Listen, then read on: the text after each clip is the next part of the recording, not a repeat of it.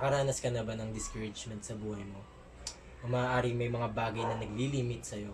O maaaring na-disappoint ka sa mga situation na kinakaharap mo ngayon? Or maybe you are serving God, but all of a sudden, things didn't go well and you are stuck in the middle, you are stuck in the prison, you are stuck in some area in your life that it seems impossible for you. O maaaring imposible sa yung makalaya, imposible sa yung magkaroon ng breakthrough.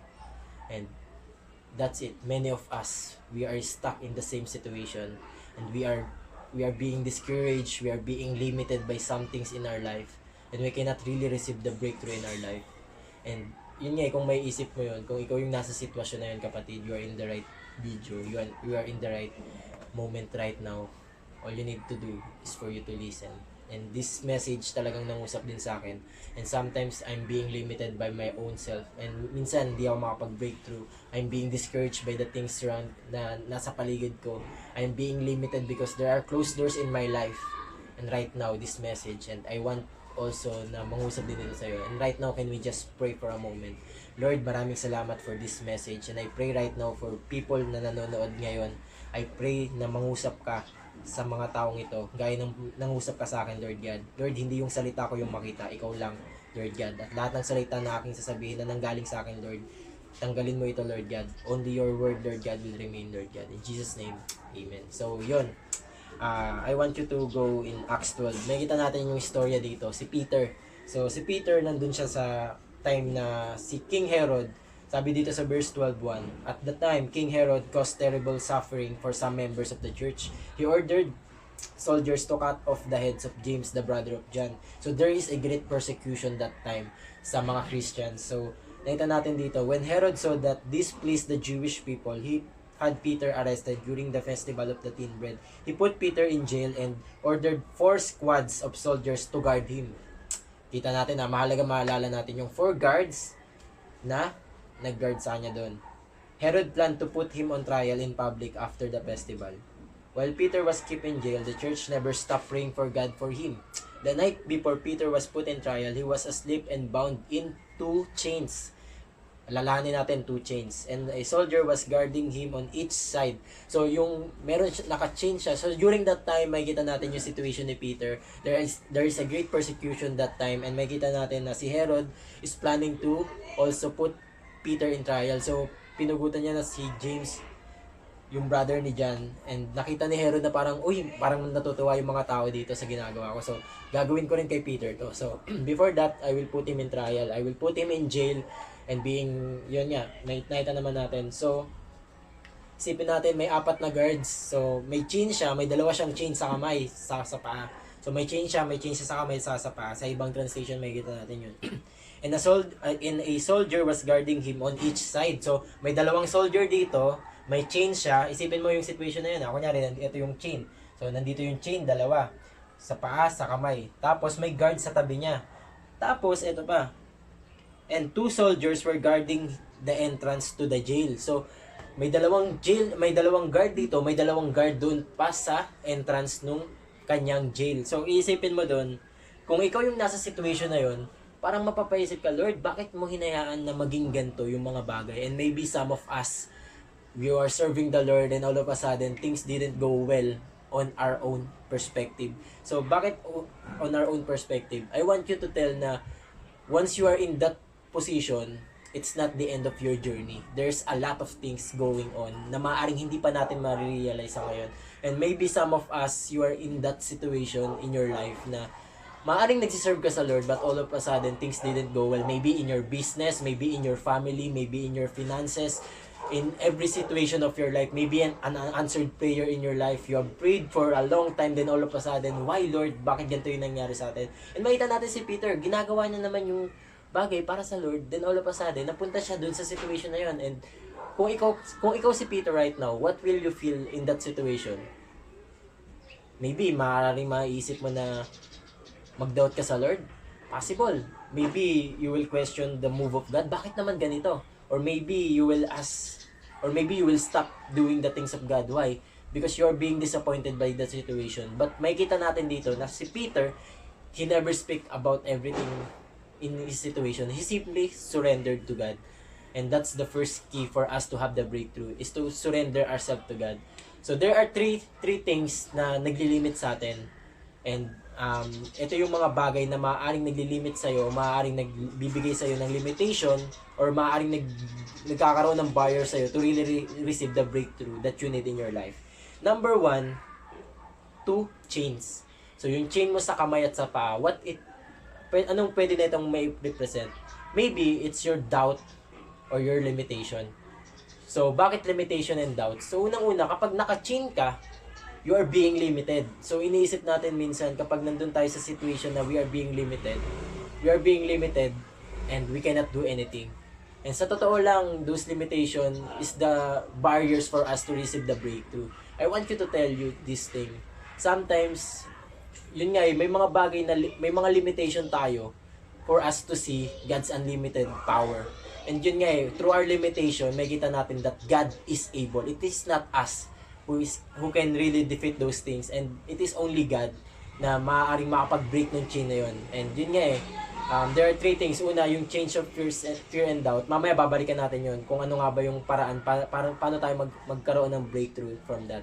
And yun nga, yung limitation natin, sometimes it limits us to really pray for God. So sometimes sometimes nililimit natin yung power ng Lord based on our limitation. Ayun yung gusto kong malaman nyo. Sometimes we limit our prayer because our limitation, parang binibase natin yung prayer natin sa limitation natin sa buhay natin. Kunyari, magpipray ako sa Lord pero based lang dun sa alam kong kaya niya. Parang imposible para sa akin, I will not pray for that. And yun nga makita natin dito, the church never stop praying to God for Him.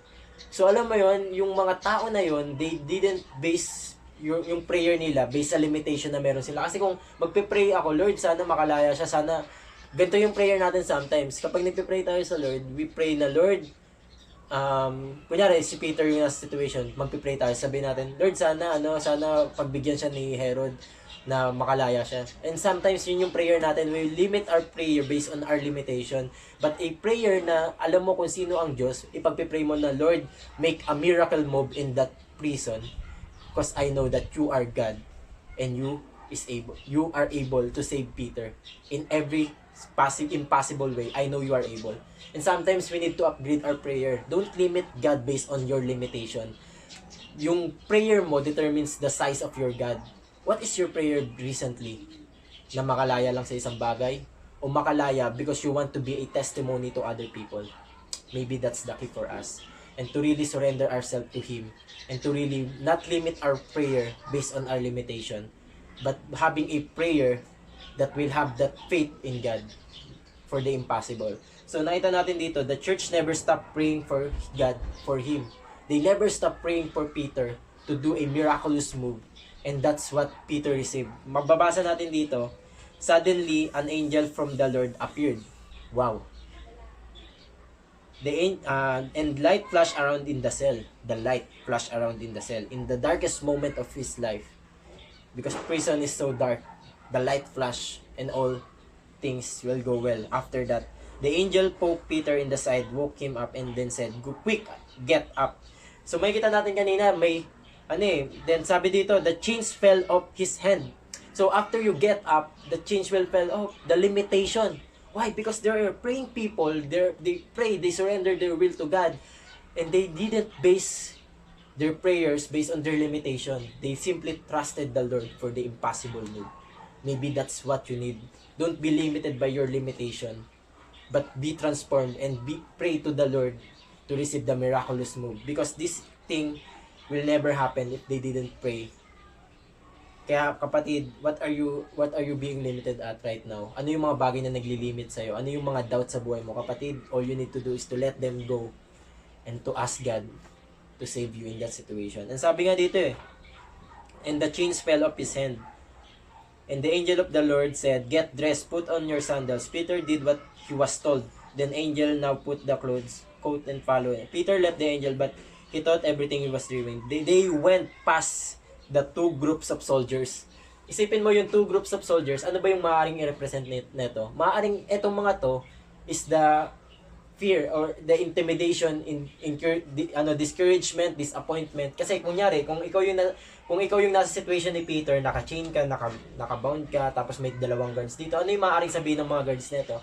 Maaaring itong mga guards na to, ito yung mga nakasakit sa'yo. O maaaring ito yung mga bagay na sarili mo mismo yung nagda-down sa'yo. Kunyari, itong mga guards na to, maaaring ito yung pain eh. Ito yung mga taong nasa paligid mo na nakakasakit sa'yo. Kasi wala kang magawa, you are being limited. And lahat sila, maaaring sila yung nagtotorment sa'yo, maaaring sila yung ano sa'yo. Kaya hindi mo ma-receive yung breakthrough. Or maaaring yung mga guards na nasa labas, they give you a lot of discouragement now to go through sa mga pinagdadaanan mo ngayon. Pero makikita natin dito na yung si Peter, he didn't allow those discouragement to affect yung buhay niya ngayon. He simply trusted the Lord, and that's what we need, to really trust ourselves to the Lord and to focus our eyes to Him so that those discouragement will fade away. So makikita natin dito na they went past the two groups of soldiers. Dinaanan na lang nila eh. Bakit? Simply because Peter obeyed the Lord. He didn't listen to the voice of this world. He simply listened to the voice of the Lord. And that's what we need. To let go of those discouragement, to let go of that. Bakit? Hindi naman tayo maapektuhan. Hindi naman tayo mababago niyan eh. Yung discouragement ba, mababago ka? No. Yung pakikinig ba sa mga bagay sa paligid mo, mababago ka? No. And sometimes those people na maaaring katabi mo, na maaaring nagbibigay sa'yo ng discouragement, they will never change you. Only when you trust the Lord and to obey Him, that's what can change you. Bakit? Sabi ng angel of the Lord, get up, get dressed, get out. Kung hindi pinakinggan ni Peter yung get up at nakinig siya sa mga discouragement na nagsabi, "Do, huwag kang aakyat, wala ka ng pag-asa, wala ka ng ano."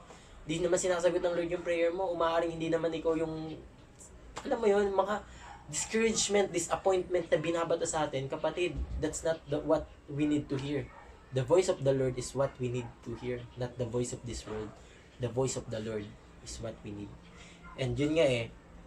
So, nakalaya na tayo sa first limitation, the limitation of chains, the doubts, and nakalaya na rin tayo dun sa mga discouragement. But that's not the end. Meron pa. Meron pang dalawang gates and an iron gate na maaaring closed door, na maaaring, ito yung third limitation na maaari natin kaharapin. Una, yung chain. Pangalawa, yung guards. And pangatlo, yung gates.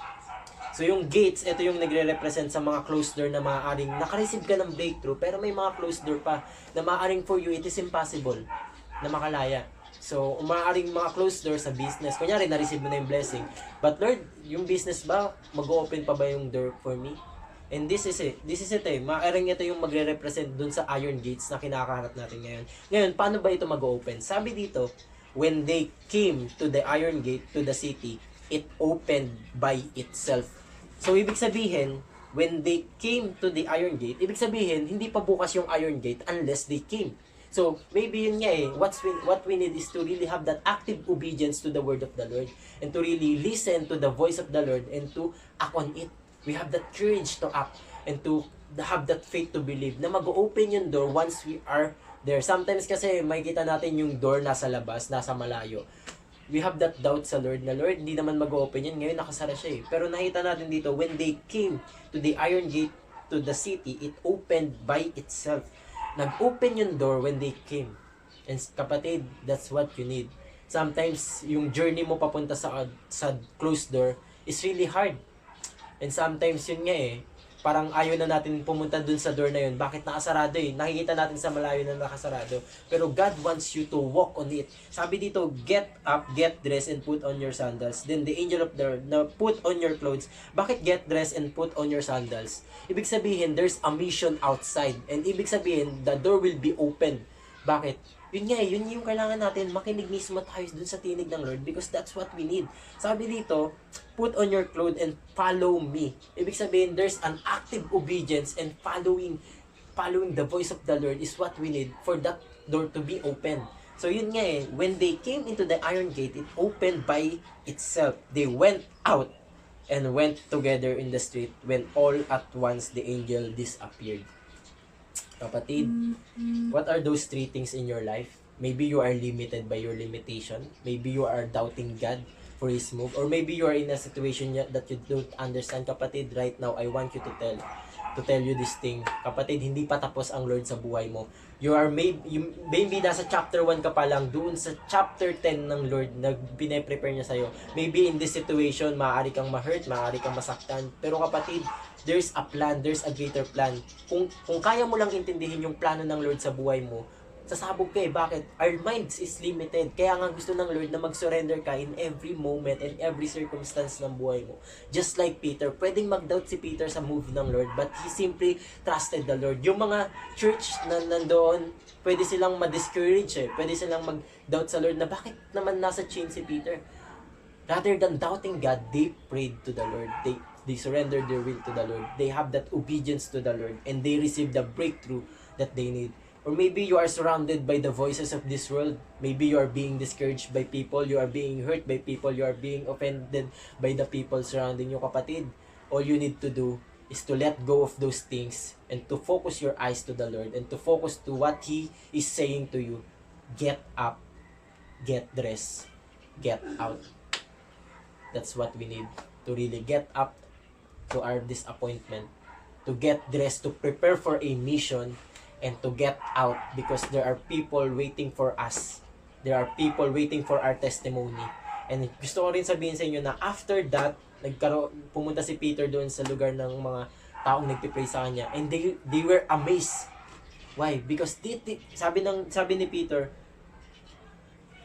Peter dito, but Peter Peter motioned for them to keep quiet. Then they told how the Lord had led him out the jail. Yung testimony niya, yung nagbigay ng light sa mga tao. Yung testimony niya, maraming mga taong nakilala sa Lord. Why? Because it is impossible for him. It is only the move of the Lord. And sometimes yun nga eh, kaya pala inaalaw tayo ng Lord na mapunta doon sa situation na yun, hindi para parusahan tayo, but for us to be a testimony that God is. Bakit ka nandun sa situation na hindi mo makontrol? So that you can know that God is in control. Why you are in the situation that it is impossible for you? So that you will know that God is the God of impossible, that He is able, that He is God, and God is. Kapatid, sometimes, kailangan natin isurrender yung sarili natin in a situation that we cannot know what will happen. That's the key for breakthrough. The key for breakthrough is to surrender our will to God, to have that active obedience, and to be a testimony to people. Tatlong bagay, tatlong limitation. Chains of limitation, let it go. The guards of disappointment, discouragement, let it go. The iron gates, the door closed. Trust God that He is able. And there are 3 things that we need to do to have that breakthrough. Surrender yourself to Him, obey His commandment, be a light to other people. Naka-receive ka ng breakthrough para ma-share yung breakthrough na yun sa mga taong kailangan ng breakthrough. Get up, get dressed, and get out. God bless you all.